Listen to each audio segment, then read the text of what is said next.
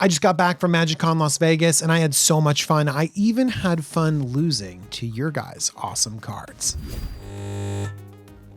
Hey everyone, my name is DJ. This is the Jumbo Commander YouTube channel, and MagicCon Las Vegas was fantastic. So much fun seeing you, meeting so many different people, hanging out with my friends that I only get to see at conventions, but it was all about playing games of Commander. I played so many games. I learned so much when you play against other people with other decks, and I learned a lot when I was blown out by these three different cards. First up, the card that blew me out was Culling Ritual.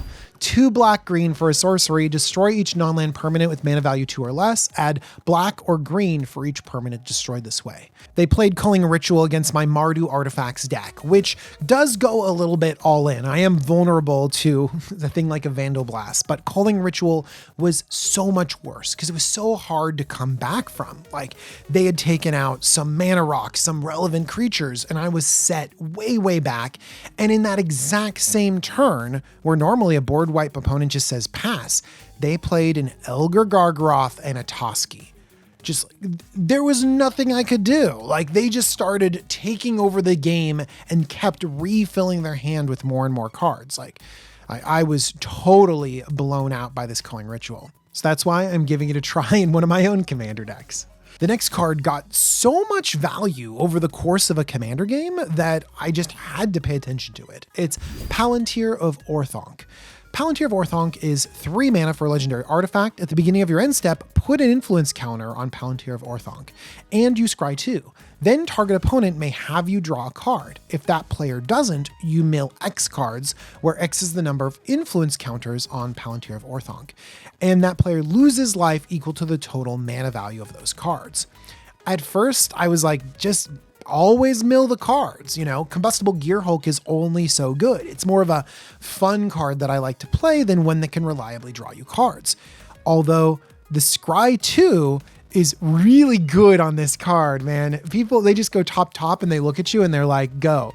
What do I do? Do I mill or do I draw? Oh man, it's just been so solid. A lot of times too, it was used as a political piece, you know, like they have an ally at the battlefield and they're like, all right. And they just draw. And that was really good. And then it started being aimed at other people, and after there's so many influence counters on there, you just really can't mill them.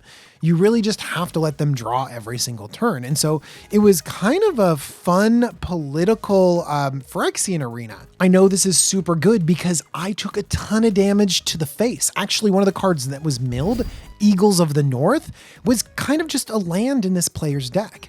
And Eagles of the North and all of these sort of cycling lands from Lord of the Rings are another favorite that I saw throughout the entire weekend. Let's look at Eagles of the North. 5 and a white. That's 6 damage that I took just from this card. Okay. For a 3/3 bird soldier with flying, when Eagles of the North enters the battlefield, creatures you control get +1/+0 and gain first strike until end of turn. But most importantly, it has plane cycling. Now, this was used in a mono white deck, and so it didn't really have a lot of really good plains targets to grab, but in a multicolor deck, this can grab any of those lands that have a plains on it.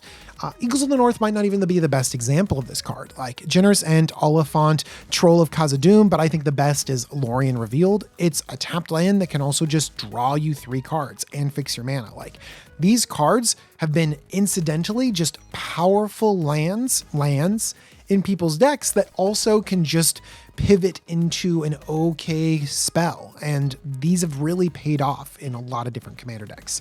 But man, I thought Palantir and the Eagles were just 2 mediocre cards where you can get better, but it turns out they were really good. The next card that blew me out really took me by surprise. It's Primaris Eliminator. 4 and a black for a 3/2 Astrates Warrior. When it enters the battlefield, choose 1. Destroy target creature. That's what I thought this card was all about. I'm like, yeah, it's just a kill creature. Bam, totally normal. We see these all over the place. I can ignore it, but the next mode was used against me.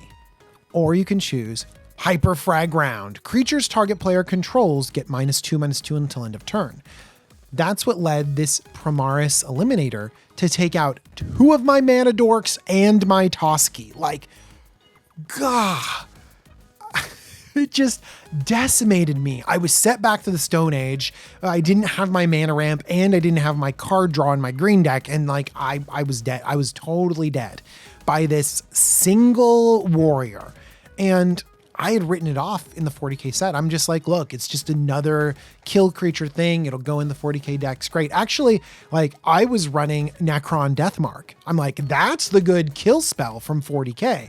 It's got flash. It's a 5/3. I was like excited about it, you know, but Primaris Eliminator just like eliminated me out of this Commander game. So I definitely think it deserves a little bit more attention. All right. So those are some of the cards and how they dismantled my games of Commander, but every time they were so fun because they kind of surprised me.